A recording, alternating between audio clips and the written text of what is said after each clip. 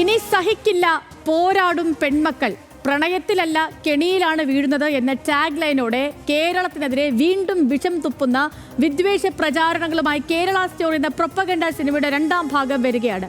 The Kerala story 2 goes beyond എന്നാണ് ഈ സിനിമയുടെ പേര്. മുസ്ലിം വിരുദ്ധത മാത്രമാണ് ചിത്രമെന്ന് പുറത്തിറങ്ങിയ ടീസറിൽ തന്നെ വ്യക്തമാണ്. ഫെബ്രുവരി 27 ചിത്രം തിയേറ്ററുകളിലേക്ക് എത്തും. പച്ചയ്ക്ക് വർഗീയത പറയുന്ന പാഷാണത്തിന്റെ പരകോടിയാണോ കേരള സ്റ്റോറി 2? ആദ്യം കാണാം RDX റാപ്പ്.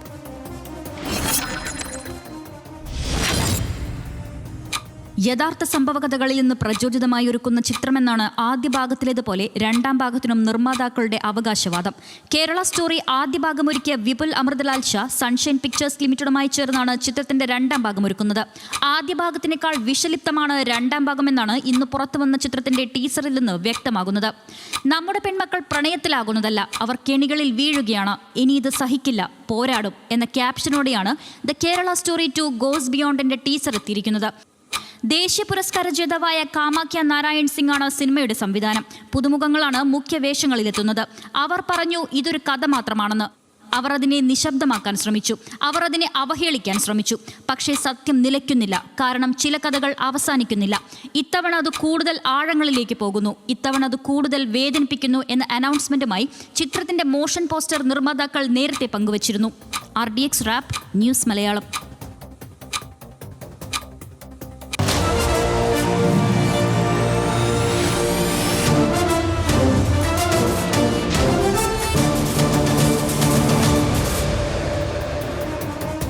നമുക്ക് കൊടും വിഷം മറയില്ലാതെ പറയുന്ന ടീച്ചറാണ് രണ്ടാമതും പുറത്തു വന്നിരിക്കുന്നത്. കേരള സ്റ്റോറിയുമായി ബന്ധപ്പെട്ട് ഒരു മറയുമില്ലാതെ പച്ചയ്ക്ക് വർഗീയത വിളമ്പുന്ന ടീച്ചറാണ് ഇന്ന് കേരള സ്റ്റോറിയുടെ അണിയറ പ്രവർത്തകർ പുറത്തുവിട്ടിരിക്കുന്നത്. IAS ഓഫീസറാകാൻ ആഗ്രഹിക്കുന്ന കേരളത്തിൽ നിന്നുള്ള സുരേഖ നായരാണ് ഈ ചിത്രത്തിലെ ഒരു കഥാപാത്രം. ജാവലിൻ ത്രോ കായിക താരമായ മധ്യപ്രദേശിൽ നിന്നുള്ള നേഹ സന്താണ് മറ്റൊരു കഥാപാത്രം. ഇൻഫ്ലുവൻസർ ആകാൻ ആഗ്രഹിക്കുന്ന രാജസ്ഥാനിൽ നിന്നുള്ള ദിവ്യ പലിവാൽ മറ്റൊരു കഥാപാത്രം. മുസ്ലിം യുവാക്കളുടെ കെണിയിൽ വീണ 3 പേരുടെയും ജീവിതം നശിച്ചെന്നാണ് ആകെ ചിത്രീകരണം. ഇതിലെ ഇന്ത്യയെ മുസ്ലിം രാഷ്ട്രമാക്കാൻ ലക്ഷ്യമിട്ട് ശ്രമം നടത്തുന്നുവെന്നും ടീസറിൽ പറയുന്നുണ്ട്. സുദീപ് തോസൻ സംവിധാനം ചെയ്ത ആദ്യ ഭാഗം ദ കേരള സ്റ്റോറി റിലീസ് ചെയ്തത് 2023 മെയ് മാസം 5-നാണ്. കേരളത്തിൽ നിന്നുള്ള മതപരിവർത്തനവും ISIS റിക്രൂട്ട്മെന്റും ഈ ചിത്രത്തിന്റെ പ്രമേയമായിരുന്നു. ചിത്രം ഒരു പ്രത്യേക മതവിഭാഗത്തെ മോശമായി ചിത്രീകരിക്കാൻ ലക്ഷ്യമിട്ടുള്ള ഒരു ഉള്ളടക്കമായിരുന്നു പറഞ്ഞത്. നഴ്സിംഗ് പഠിക്കാൻ കാസർഗോഡ് എത്തുന്ന ശാലിനി ഉണ്ണികൃഷ്ണന്റെയും സുഹൃത്തുക്കളുടെയും കഥയായിരുന്നു കേരള സ്റ്റോറിയുടെ ഒന്നാം ഭാഗം. ശാലിനി ഉണ്ണികൃഷ്ണൻ ഫാത്തിമയായി മാറുന്നതും അതിനെ തുടർന്നുള്ള സംഭവ വികാസങ്ങളും ഒക്കെയായിരുന്നു കേരള സ്റ്റോറിയുടെ ഒന്നാം ഭാഗത്തിലുണ്ടായിരുന്നത്. കേരളത്തിലെ ഇന്റർ റിലീജിയസ് വിവാഹങ്ങളെല്ലാം ജിഹാദി വിവാദങ്ങൾ എന്നായിരുന്നു ഈ ചിത്രത്തിന്റെ ആകെ പ്രചാരണമായി വന്നത്. 32,000 പെൺകുട്ടികൾ കേരളത്തിൽ നിന്ന് ISISൽ ചേർന്നു എന്നായിരുന്നു ഈ ടീസറിൽ ആദ്യം. അത് വൻ വിവാദമാവുകയും ചെയ്തു. പക്ഷേ യഥാർത്ഥ സംഭവകഥ എന്നായിരുന്നു ചിത്രത്തിന്റെ അണിയറ പ്രവർത്തകരുടെ അവകാശവാദം. പ്രധാനമന്ത്രിയും ആഭ്യന്തരമന്ത്രിയും വരെ ഈ ചിത്രത്തിനായി പ്രചാരണങ്ങൾ നടത്തിയതും ശ്രദ്ധേയമായിരുന്നു. കർണാടക തിരഞ്ഞെടുപ്പ് പ്രചാരണത്തിൽ പോലും മോദി ഇക്കാര്യങ്ങൾ പരാമർശിക്കുകയും ചെയ്തു. BJP ഭരിക്കുന്ന പല സംസ്ഥാനങ്ങളും ചിത്രത്തിന് നികുതി ഇളവ് ഉൾപ്പെടെ നടത്തിയതും അക്കാലത്ത് ചർച്ചയായി. ടീസറിലെ അവകാശവാദം വാസ്തവ വിരുദ്ധമാണെന്ന് പിന്നീട് സുപ്രീം കോടതി കണ്ടെത്തി അത് പിൻവലിക്കാൻ നിർദ്ദേശിക്കുകയും ചെയ്തു. ചിത്രത്തിലൂടെ മികച്ച സംവിധായകനുള്ള ദേശീയ അവാർഡ് സുദീപ് തോസൻ സ്വന്തമാക്കി. പ്രൊപ്പഗണ്ട ചിത്രത്തിന് ദേശീയ അവാർഡ് നൽകിയത് വലിയ വിവാദമായിരുന്നു നാട്ടിൽ. ഇതൊക്കെയാണ് ഇതുമായി ബന്ധപ്പെട്ടുള്ള പ്രധാന പോയിന്റുകൾ. ഹർഷൻ, അതായത് വ്യക്തമായ കൃത്യമായ ലക്ഷ്യങ്ങളുള്ള തീവ്ര വലതുപക്ഷത്തിന്റെ സംഘപരിവാറിന്റെ ഒരു പ്രൊപ്പഗണ്ട ഡ്രാമയാണ് കേരള സ്റ്റോറി എന്ന കാര്യത്തിൽ ആർക്കും ഒരു സംശയവുമില്ല. അതിന്റെ ഒന്നാം ഭാഗം ഈ കണ്ടതാണ്. ഈ ഒന്നാം ഭാഗത്തിൽ അതിൽ പറഞ്ഞിരിക്കുന്ന പേരുകൾ പോലും, ഈ പെൺകുട്ടികളുടെ പേരുകൾ, പെൺകുട്ടികൾ ഈ വരുന്ന ജില്ലകൾ, അവരെ മതപരിവർത്തനത്തിന് കൊണ്ടുപോകുന്ന ഇടങ്ങൾ, ലവ് ജിഹാദ് എന്ന ആരോപണം, ഇതൊക്കെ കൃത്യമായ ലക്ഷ്യത്തോടു കൂടി നടത്തിയ ഒന്നാണ്. അതിൻ്റെയാണ് രണ്ടാം ഭാഗം വരുന്നത്. ആ രണ്ടാം ഭാഗം കാണുമ്പോഴും അങ്ങനെയൊക്കെ തന്നെയാണ് തോന്നുന്നത്. ഇത് വിശാലമായ തലത്തിലേക്കാണ് പോകുന്നത്. കേരള സ്റ്റോറിയുടെ തുടർച്ച തന്നെ കേരളത്തിൽ നിന്നുള്ള ഒരാളെയാണ് ആദ്യം ഒരു പെൺകുട്ടിയെ കാണിക്കുന്നത്. പക്ഷേ ഇന്ത്യയിൽ പൊതുവെ ഈ സാഹചര്യം നിലനിൽക്കുന്നത് 8 കോടി ഹിന്ദു പെൺകുട്ടികളെ കല്യാണം കഴിക്കാൻ മുസ്ലിങ്ങൾ തീരുമാനിച്ചിരിക്കുന്നു എന്നൊക്കെ പറഞ്ഞ് പച്ച വർഗീയത പറയുന്ന വൃത്തികെട്ട ഒരു ടീസറാണ് ഈ കണ്ടത്. ഏതെങ്കിലുമൊക്കെ മനോരോഗി എവിടെയെന്നെങ്കിലുമൊക്കെ പടച്ചുവിടുന്ന സംഗതി ഉദാത്തമായ കലാസൃഷ്ടിയാണെന്നൊക്കെ പറഞ്ഞ് അംഗീകരിക്കുന്ന ഒരു സംവിധാനം ഇവിടെ നിലനിൽക്കുന്നു എന്നുള്ളതാണ് അതിൻ്റെ ഏറ്റവും വലിയ ദുരന്തം. ഇപ്പോൾ ഒന്നാമത്തെ കേരള സ്റ്റോറിയെക്കുറിച്ച് നമുക്കറിയാമല്ലോ, ലവ് ജിഹാദ് എന്നതാണ് എടുത്തു പറയുന്നത്. ഈ ലവ് ജിഹാദ് എന്ന സംഗതി ഇല്ല എന്ന് സുപ്രീം കോടതി പറഞ്ഞ ഒരു സാഹചര്യം നമുക്ക് മുന്നിലുണ്ട്. അതിനേക്കാളൊക്കെ ഉപരിയായി ഇവരെല്ലാവരും എന്താണ് ഈ ലവ് ജിഹാദ് എന്നത് പ്രചരിപ്പിക്കുന്ന അത്തരത്തിലൊരു സാഹചര്യമുണ്ട് എന്ന് പ്രചരിപ്പിക്കുന്നവരുടെ പക്ഷത്ത് നിൽക്കുന്ന നേതാവ് എന്ന് വേണമെങ്കിൽ വിശേഷിപ്പിക്കാവുന്ന ആളാണല്ലോ രാജ്നാഥ് സിംഗ്. അദ്ദേഹം ആഭ്യന്തരമന്ത്രിയായിരിക്കുമ്പോൾ പാർലമെൻറ്റിൽ പ്രഖ്യാപിച്ചിട്ടുണ്ട് അങ്ങനെ ഒരു സംഗതി ഇല്ല എന്നുള്ളത്. എല്ലാ അന്വേഷണങ്ങൾക്കും ഒടുവിൽ ലവ് ജിഹാദ് എന്ന് പറയുന്ന ഒരു സംഗതി നിലനിൽക്കുന്നില്ല എന്ന് പറഞ്ഞു. ഒറ്റപ്പെട്ട് എവിടെയെങ്കിലും ചില പ്രണയവിവാഹങ്ങളുണ്ടാവും.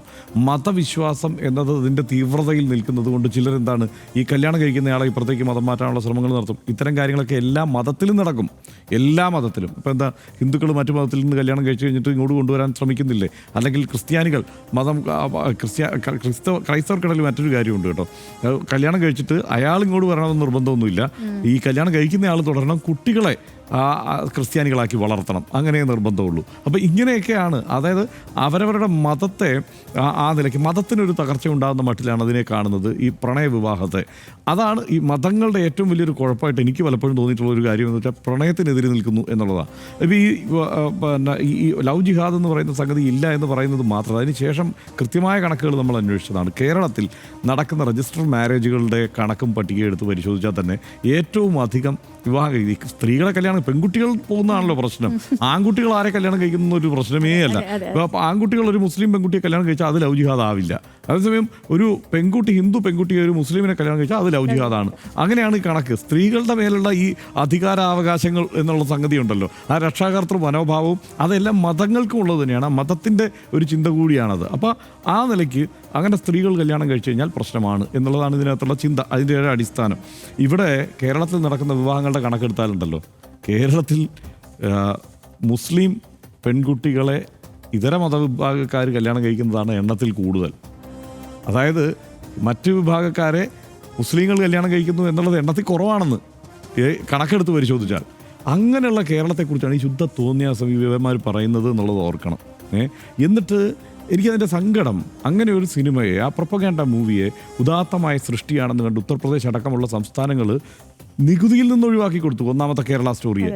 ഇനി അത് മാത്രമല്ല, ദേശീയ അവാർഡല്ല, പ്രധാനമന്ത്രി നരേന്ദ്രമോദി, JP നഡ്ഡ, ഇദ്ദേഹത്തിന് ഉത്തർപ്രദേശിലെ മുഖ്യമന്ത്രി യോഗി ആദിത്യനാഥ്, ഇവരൊക്കെ മുമ്പിലിറങ്ങി നിന്ന് ആ സിനിമയ്ക്ക് എന്താണ് വേണ്ടി അത് 300 കോടി കളക്ട് ചെയ്ത് കൊടുത്തു സിനിമയ്ക്ക്. വൻ വിജയം, വലിയ വിജയമാക്കി. അതായത് ഒരു പരട്ട സിനിമ എടുത്തു കഴിഞ്ഞാൽ അതിനെ വിജയിപ്പിച്ച് കൊടുക്കാനുള്ള എല്ലാ സംവിധാനവും ഇവിടെ പ്രവർത്തിക്കുമെന്നുള്ളത് ഇവരെ കാണിച്ചു കൊടുത്തു കഴിഞ്ഞപ്പോൾ എന്താണ്, എന്നാൽ പിന്നെ അങ്ങനത്തെ ഒരെണ്ണം കൂടെ എടുത്തു കളയാം എന്നുള്ളതാണ് ഇപ്പോൾ കാണുന്നത്. എന്നിട്ട് പച്ച വർഗീയത പറയുകയാണ്. കേരളത്തെക്കുറിച്ച് ഈ തോന്നിയാസം, ശുദ്ധ തോന്നിയാസം എല്ലാം പറഞ്ഞിട്ട് ഒരു സംസ്ഥാനത്തെക്കുറിച്ചാണ്, ഇത് യൂണിയൻ ഓഫ് സ്റ്റേറ്റ്സ് അല്ലേ, ഇവിടുത്തെ ഒരു സംസ്ഥാനത്തെക്കുറിച്ചാണ് ഇത് പറയുന്നത് എന്നുള്ളതല്ലേ എല്ലാവരും വിചാരിക്കേണ്ടത്.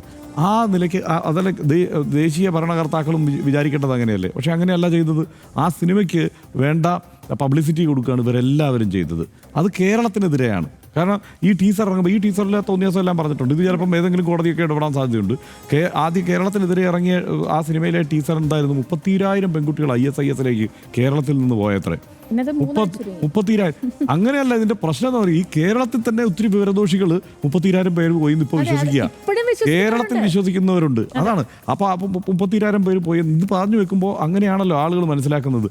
അതാണ് പ്രശ്നം. ഈ പ്രൊപ്പഗാൻഡയുടെ ഒരു പ്രശ്നം അതാണ്. മാത്രമല്ല ഇത്തരം സാഹചര്യം അവിടെ നിലനിൽക്കുന്നു എന്നുള്ളത് സിനിമാ മേഖലയിൽ നിന്ന് തന്നെ ധാരാളം പേര് പറയുന്നുണ്ട്. ഇപ്പോൾ അവിടെയുള്ള സിനിമാ നടന്മാർ, അതായത് ബോളിവുഡ് അതിൻ്റെ സ്വഭാവം മാറിയിരിക്കുന്നു എന്ന് AR റഹ്മാൻ പറഞ്ഞത് വെറുതെയല്ല. ഈ സ്വഭാവത്തിലേക്ക് അത് പരിവർത്തിക്കപ്പെട്ടിട്ടുണ്ട് എന്നുള്ളതാണ്. അവിടെ സൽമാൻ ഖാനെതിരെ ആക്രമണം ഉണ്ടാകുന്നുണ്ട്, അതല്ലെങ്കിൽ മറ്റ് നടന്മാർക്കെതിരെ. ഇപ്പോൾ കഴിഞ്ഞ ദിവസം കാന്താരയിലെ അത് മോക്ക് ചെയ്തു, സീൻ മോക്ക് ചെയ്തതിന് രൺബീർ സിംഗിനെതിരെ ഇപ്പോൾ കേസ് കൊടുത്തിരിക്കുകയാണ്. വൻ പുകിൽ നടന്നുകൊണ്ടിരിക്കുകയാണ്. അപ്പോൾ ഈ രീതിയിലാണ് ഇത്തരം ഇതിൻ്റെയൊക്കെ എന്താണ് ഇതിൻ്റെ ബാക്കി നമ്മൾ പറഞ്ഞാൽ മലയാളിയെ ഇപ്പോൾ കേരളത്തിലുള്ളവർ തന്നെ 30,000 പെൺകുട്ടികളെ ഇവിടുന്ന് ISIS കൊണ്ടുപോയെന്ന് വിശ്വസിക്കുന്ന മണ്ടന്മാർ ഇവിടെയുള്ളപ്പോൾ ഇതിന് പുറത്തുള്ളവർ എന്തൊക്കെയായിരിക്കും വിശ്വസിക്കുക? കേരളത്തിന് പുറത്തുള്ള ആളുകൾ എങ്ങനെയായിരിക്കും അതിനെ മനസ്സിലാക്കുക? ഇത് ഏതാണ്ട് ഒരു ഭീകരവാദ താവളം എന്ന മട്ടിലല്ലേ മനസ്സിലാക്കുക? ഞാൻ സംസ്ഥാനങ്ങളുടെ പേരൊന്നും പറയുന്നില്ല, പക്ഷേ ഈ ISIS പോയ ആളുകളുടെ പട്ടിക എടുത്താൽ പോലും കേരളത്തിൽ നിന്ന് ചിലർ പോയിട്ടുണ്ടെന്നുള്ളത് വാസ്തവമാണ്. പക്ഷേ ആ പട്ടികയിൽ പോലും നോക്കിക്കഴിഞ്ഞാൽ അത്തരം ഭീകരവാദ സംഘങ്ങളിലേക്ക് പോകുന്ന ആളുകളുടെ പട്ടിക എടുത്താൽ കേരളം പുറയില്ല. ഈ പല കാര്യത്തിലും പറയുമല്ലോ, കേരളം കിടക്കണിയിലാണെന്ന് ചിലർ പറയുന്നത് പോലെ. അത് പക്ഷേ കേരളം മറ്റു പല സംസ്ഥാനങ്ങളെക്കാളും വളരെ പുറകിലാണ് ഈ കാര്യത്തിൽ. അങ്ങനെ ഇല്ലാത്ത ഒരു പ്രചാരണം കേരളത്തിനെതിരെ നടക്കുന്നുണ്ട്. ഒരു കേരള വിരുദ്ധത ആ നിലയ്ക്ക് സൃഷ്ടിക്കാനുള്ള ശ്രമം, അത് കേരളത്തിൽ അകത്തായാലും പുറത്തായാലും പിന്നെ വ്യാജമായിട്ടുള്ള ഒരു ഭീതി, ഇവിടെ ഒരു മുസ്ലിം ഭീതി ഉണ്ടല്ലോ, ആ ഇസ്ലാമോഫോബിയ, അതിനെ നിലനിർത്തുന്നതിനും അതിനെ ആവർത്തിച്ചുറപ്പിക്കുന്നതിനും വേണ്ട ഇടപെടലുണ്ടാകുന്നു. അതിന് കേരളത്തിൽ ഇതിന് മത നേതൃത്വങ്ങൾ തന്നെ അതിൽ ഭാഗഭാക്കായിട്ടുണ്ട്. പ്രത്യേകിച്ച് ക്രൈസ്തവ സഭാ നേതൃത്വങ്ങൾ ആ നിലയ്ക്ക് നിലപാട് പ്രദർശിച്ചു. സഭയാണ് ഈ സിനിമ പ്രദർശിപ്പിച്ച് നടന്നത്. അതാണ് അതിൻ്റെ തമാശ. ഇതൊക്കെ പിന്നെ വേറൊരു കാര്യം എന്താണെന്നറിയോ, ഇവരൊക്കെ തക്കം പോലെ നിലപാടെടുത്ത് കളയും സഭാ നേതൃത്വമൊക്കെ. കാരണം ഈ വിഷയം, ഈ ലവ് ജിഹാദുമായി ബന്ധപ്പെട്ട വിഷയം ഉണ്ടായി കഴിഞ്ഞപ്പോൾ ആദ്യം ഞങ്ങളുടെ ഇടുക്കി രൂപത ബിഷപ്പാണ് ആദ്യം ലവ് ജിഹാദ് ഇവിടെ നടക്കുന്നുണ്ട് എന്നുള്ളത് ആദ്യം പറയുന്നത്. അതിന് മുമ്പ് ഇതൊരു പ്രൊപ്പഗാൻഡയാണ്. അതൊരു നോർത്ത് ഇന്ത്യൻ പോർട്ടലിൽ ആദ്യം വരികയും പിന്നീട് കേരളത്തിലെ ഒരു പത്രസ്ഥാപനത്തിലെ ഒരു മാധ്യമപ്രവർത്തകൻ അതെടുത്ത് ലവ് ജിഹാദ് എന്ന് പറഞ്ഞ് അവതരിപ്പിക്കുകയും പിന്നീട് അതിങ്ങനെ ചർച്ചയാവുകയും ഒക്കെ ചെയ്ത് അങ്ങനെ വളർത്തിയെടുത്ത ഒരു സംഗതിയാണ്. ആ സംഗതിയെ വാസ്തവമാണെന്ന് പറഞ്ഞിട്ട് പിന്നെ പ്രചരിപ്പിച്ചത് കേരളത്തിലെ സഭയിലെ ചില അച്ഛന്മാരും ബിഷോപ്പുമാരും പിന്നെ കാസ കീസ പോലെയുള്ള കുറേ ഈ ഫ്രഞ്ച് സംഘടനകളുമാണ്. അതിനുശേഷം ഉണ്ടായത് എന്താണ്, ഇവിടെ ക്രൈസ്തവർക്കിടയിൽ മുസ്ലിങ്ങൾക്കെതിരെ വല്ലാത്ത ഒരു ഭീതി ഉണ്ടാക്കുന്നതിൽ അത് വലിയ പങ്ക് വഹിച്ചു. പക്ഷേ ഇത് ആലോചിക്കേണ്ട വേറൊരു തമാശ എന്താണെന്ന് വെച്ച് കഴിഞ്ഞാൽ, ഇത് പറഞ്ഞ ഇടുക്കി ബിഷപ്പ് ആദ്യം പറഞ്ഞപ്പോൾ എന്താ പറഞ്ഞതെന്നറിയാമോ? ലവ് ജിഹാദ് ഇവിടെയുണ്ട്, അതുപോലെ നമ്മുടെ നല്ല പെൺപിള്ളേരെ അടിച്ചുകൊണ്ട് പോകുന്ന ഒരു നിഗൂഢ പദ്ധതി ഈ ഇവിടുത്തെ SNDP-കാർക്കും ഉണ്ട് എന്ന് പറഞ്ഞു. അന്നെന്താണെന്ന് വെച്ച് കഴിഞ്ഞാൽ SNDP-കാർ അപ്പം തന്നെ ബിഷപ്പ് ഹൗസിലേക്ക് പ്രകടനം നടത്തി പിന്നെ അത് വേണ്ടിയില്ല. പക്ഷേ കഴിഞ്ഞ് കോട്ടയത്തെ വേറൊരു അച്ഛൻ ഇതേ കാര്യം തന്നെ പിന്നെയും പറഞ്ഞതാണ്. പക്ഷേ അതാണ് ഞാൻ പറഞ്ഞത്, ഒരു മതം വിട്ടുപോകുന്നതിനെ കുറിച്ചുള്ള ഭീതിയാണത്. അതായത് SNDP-കാർ കൊണ്ടുപോയാലും അത് പ്രശ്നമാണ് എന്നുള്ളത് ഉള്ളിലുണ്ട്. പിന്നെ ഇവിടെ പറയുമ്പോൾ അത് വേണ്ട രീതിയിൽ അതിന് ആ പിന്തുണ കിട്ടുമോ എന്നുള്ള സംശയം ഉള്ളതുകൊണ്ട് അത് പയ്യെ തൽക്കാലം മാറ്റി വെച്ചിട്ട് ലവ് ജിഹാദിന് മാത്രം പിടിച്ചു.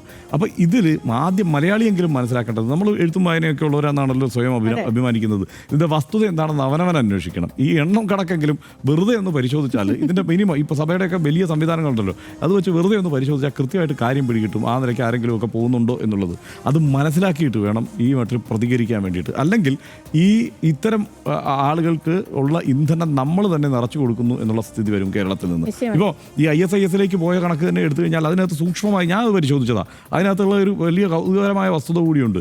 കേരളത്തിലെ ബഹുഭൂരിപക്ഷം വരുന്ന മുസ്ലിം സമുദായ സംഘടനകൾക്കിടയിൽ, വിഭാഗങ്ങൾക്കിടയിൽ നിന്ന് ഒരാൾ പോലും പോയിട്ടില്ല. ഒരു സുന്നി പോലും പോയിട്ടില്ല. അറിയാമോ ഈ ISIS? അവരാണ് കേരളത്തിലെ ഏറ്റവും വലിയ മുസ്ലിം ജനസമൂഹം. അവർക്കിടയിൽ നിന്ന് ഒരാൾ പോലും പോയിട്ടില്ലാത്ത സംഗതിയെക്കുറിച്ചാണ് ഈ തോന്നിയാസം പ്രചരിപ്പിക്കുന്നത്. ന്യൂനപക്ഷമായി കിടക്കുന്ന ചില ഈ തലതിരിഞ്ഞവന്മാരെന്ന് നമ്മൾ പറയുന്ന 1-2 പേര് ആ നിലയ്ക്ക് പോകുന്നതിനെ ഈ മട്ടിലൊക്കെ വ്യാഖ്യാനിക്കുക എന്ന് പറഞ്ഞു കഴിഞ്ഞാൽ ഇത്രയും അവനവനെ കുറിച്ച് ഇത്രയും അപമാനം ഇങ്ങനെ വിതയ്ക്കരുത് എന്നാണ് നമുക്ക് പറയാനുള്ളത്. കേരളത്തിൽ ഈ ആദ്യമായിട്ട് ലവ് ജിഹാദ് ആരോപിക്കുന്നത് 2009-ലാണല്ലോ, 2009 ഡിസംബറിൽ. അന്ന് ഷഹൻഷാ സിറാജുദ്ദീൻ ഇവരുടെ ജാമ്യാപേക്ഷ പരിഗണിക്കവെയാണ് ഇവിടെ ഒരു ലവ് ജിഹാദ് ഉണ്ടെന്നുള്ളൊരു ഭീഷണി, അത് ഹൈക്കോടതി ഒരു വിധി പ്രസ്താവത്തിൽ പരാമർശം നടത്തുന്നത്. അതിന് ശേഷമാണ് ലവ് ജിഹാദ് ഇവിടെ കേരളത്തിലുണ്ടോ എന്ന രീതിയിൽ ചർച്ചകൾ ആരംഭിക്കുന്നതും പിന്നീട് ആ ചർച്ചകൾക്ക് കുറേ ഇന്ധനം പകരുന്നതായിരുന്നു ഈ പറഞ്ഞ പോലത്തെ ഈ കേരള സ്റ്റോറി ഒന്നും. അതിനെ ഈ പറഞ്ഞ ഇപ്പം ഹർഷൻ പറഞ്ഞ് അവസാനിപ്പിച്ചതുപോലെ പല മത സംഘടനകളും മതവിഭാഗങ്ങളും ഒക്കെ അതിന് ഇന്ധനം പകർന്നിട്ടുള്ളൂ എന്ന കാര്യത്തിലും ഒരു സംശയമില്ല. അതിൻ്റെ തുടർച്ചയെന്നോണമാണ് രണ്ടാമത്തെ ഒരു ഭാഗം കൂടി അതിന് വരുന്നത്.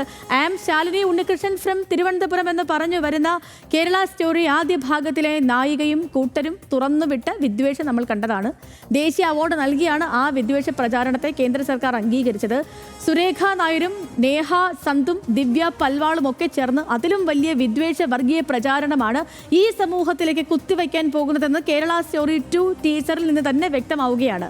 കേരളത്തിനെതിരെ മാത്രമല്ല, രാജ്യത്തിന്റെ തന്നെ മതേതര മനസ്സിൽ വിഷം കലർത്താനുള്ള അജണ്ട കൂടിയാണ് കേരള സ്റ്റോറി 2-വിൽ ഒരുങ്ങുന്നത് എന്ന് കൂടുതൽ ഭയക്കേണ്ടതുമുണ്ട്.